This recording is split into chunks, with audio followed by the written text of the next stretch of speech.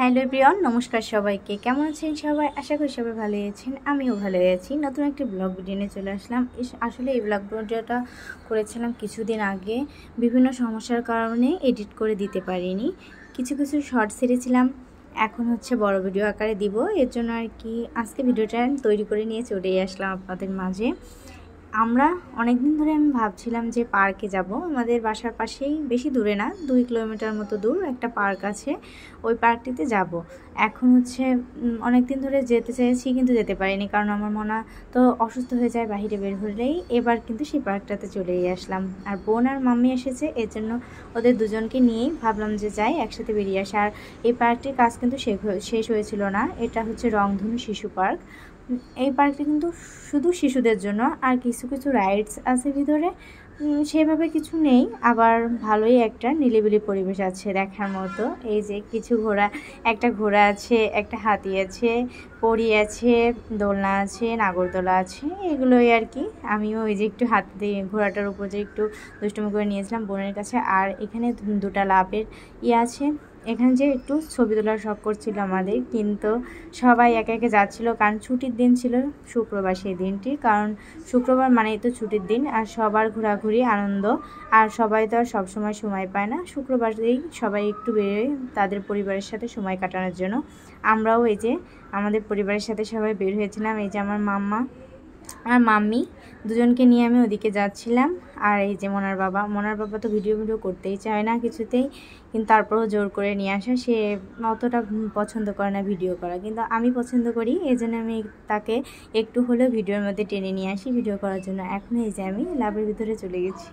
ল্যাবটা দেখতে কিন্তু ভীষণ সুন্দর ছিল, আর প্রকৃতিটা তো খুব সুন্দর। বিকালের আবহাওয়াটা কিন্তু ভীষণ সুন্দর হয়, প্রকৃতির সাথে নিজের ছবিটাও কিন্তু সুন্দর হয়।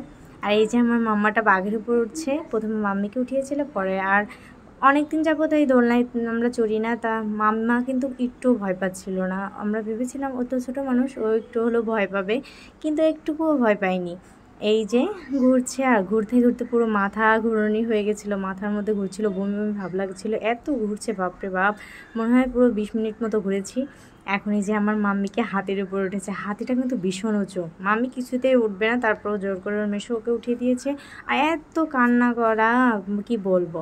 এই যে আমার বোনও ভিডিও করে নিচ্ছে, আর এই যে মাম্মি আমার মেশো বসে আছে। এখন আমরা এই সাঁকোটার উপর দিয়ে চলে যাচ্ছি দুজনে মিলে একসাথে যেতে যেতে। আর লোকের জন্য তো ভিডিও করার জন্যই একজন মাঝখান থেকে চলে আসছে, আর একজন চলে আসছে, মানে কি বলবো, কারণ ছুটির দিনে তো সবাই আসবে। এটা হচ্ছে মনার বাবার কলিগ আর কলিগের বউ, দুজনে মিলে একটু ওরাও আসছিল, ওদের সাথেও দেখা হলো, ওদের সাথেও একটু ভিডিও করে নিলাম। এখন এই যে দোলনায় চড়ছে, এই দোলনাটায় আমি চড়িনি, কারণ আমার আগেরটা চড়ে মাথার মধ্যে ঘুরছিল, এর জন্য। আর এই যে বোন একটু হেঁটে যাচ্ছে। এখন আমরা হচ্ছে বেরিয়ে পড়বো, পার্কটি থেকে বেরিয়ে বাসায় চলে আসব।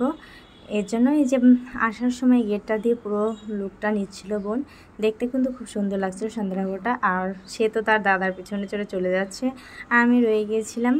আর হচ্ছে অনেকটা পথ হেঁটে গিয়েছিলাম, কারণ 2 কিলোমিটার পথই পুরো হেঁটে এসেছিলাম। গাড়ি টাড়ি দাঁড় করেছিলাম না, উঠছিলামও না। এখন এসে মাঝপথে হচ্ছে কফির দোকান, ক্লান্ত ভাব হয়ে গিয়েছিলাম, এর জন্য আমরা দুজনে মিলে একটু কফি খেয়ে নিচ্ছিলাম। কফির জন্য অর্ডার দিয়েছি, আর এই যে আমরা বসে অপেক্ষা করছি। এই যে বোনও চলে গেছে কফি আনার জন্য। কফিটা এত মিষ্টি দিয়েছিল, কি বলবো, এতটা স্বাদও, মানে বুঝতেই পারছিলাম যে আসলে কফি খাচ্ছি না শরবত খাচ্ছি। যাই হোক, অনেকদিন পর কফি খেয়েছি একসাথে। আর আমরা 3 বোনই একসাথে হলে তো আমাদের কথাই নেই। দিদিকে অনেক মিস করেছিলাম। আর কিছু ছবি আপনাদের সাথে লাস্টে শেয়ার করলাম আর কি। কেমন লাগলো ভিডিওটি অবশ্যই জানাবেন, আর এভাবেই আমার পাশে থাকবেন। অনেক ভালোবাসা সবার জন্য, অনেক শুভকামনা। ধন্যবাদ সবাইকে।